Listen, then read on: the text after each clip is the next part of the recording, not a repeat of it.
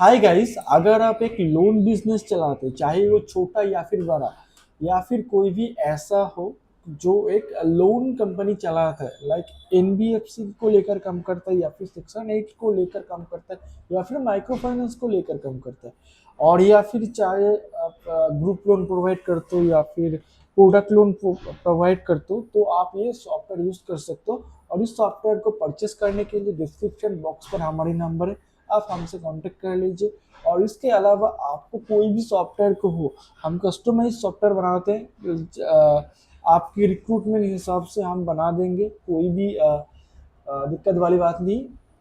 हम लोग इसके अलावा भी बहुत सारा सर्विस प्रोवाइड करते हैं। आपका वेबसाइट बनवाना हो, या फिर आपको एसीओ करना हो आपके वेबसाइट के ऊपर, या फिर आपको Meta ads, Google ads marketing करवाना हो, तो आप हमसे कांटेक्ट कर सकते हैं। तो चलिए, मैं इस वीडियो के अंदर समझाऊंगा कि सिंपल लोन कैसे मैनेज करते हैं। तो सिंपल लोन मतलब इंडिविजुअल कोई भी आप लोन कोई भी बोरोवर को दे सकते हैं। और यहाँ पर अप्लाई सिंपल लोन करके एक ब्रांच सिलेक्ट करके, या फिर कस्टमर सिलेक्ट करके, यहाँ पर लोन आईडी यहाँ पर ऑटोमेटिकली आ जाएगा। एजेंट ऑप्शनल है, आप चाहे तो एजेंट भी यहाँ पर ऐड कर पाएंगे।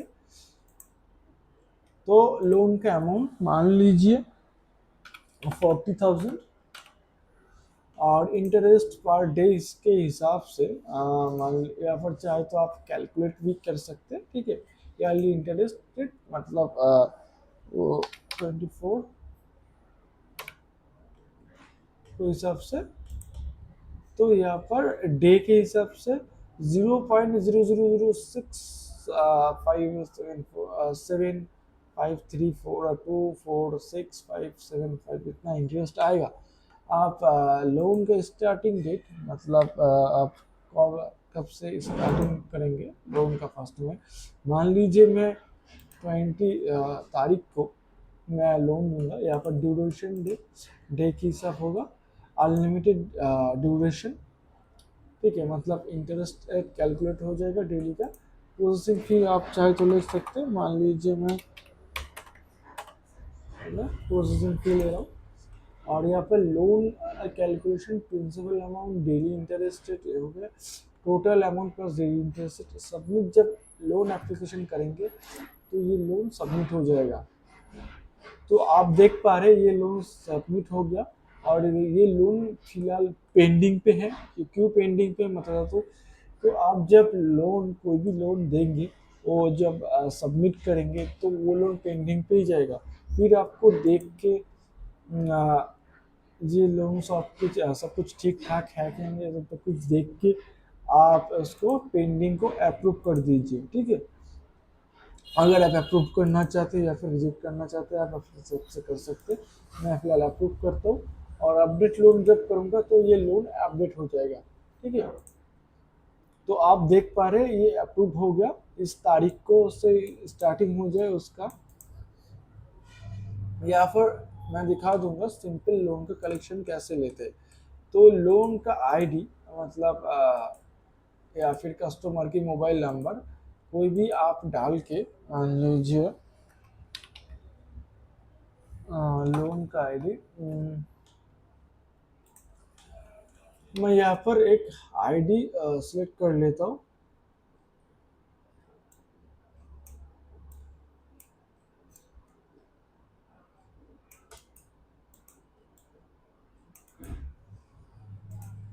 ये हो गया सिंपल लोन कलेक्शन। लोन का आईडी आप मैं पेस्ट करूँगा, फिर सर्च करूँगा, तो आप देख पा रहे हैं ये लोन हो गया, ठीक है।